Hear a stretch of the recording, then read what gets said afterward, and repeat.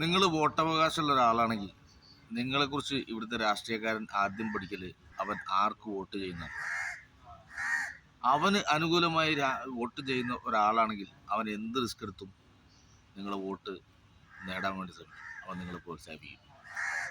ഇവിടെയുള്ള ഒരു രാഷ്ട്രീയക്കാരനും അനുകൂലമായി വോട്ട് ചെയ്യാത്ത ഒരാളാണ് നിങ്ങളെങ്കിൽ നിങ്ങളെ വോട്ട് ചെയ്യിപ്പിക്കാതിരിക്കാൻ അവൻ പരമാവധി ശ്രമിക്കും.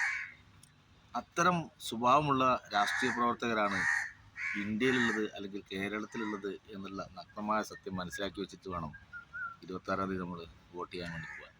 കാര്യസാധ്യത്തിനാണെങ്കിൽ അവൻ ഏതറ്റം വരെയും പോകും എന്നുള്ള കാര്യത്തിൽ യാതൊരു തർക്കവും. ഞാൻ വയനാട് ലോക്സഭാ മണ്ഡലത്തിലെ വോട്ടറാണ്.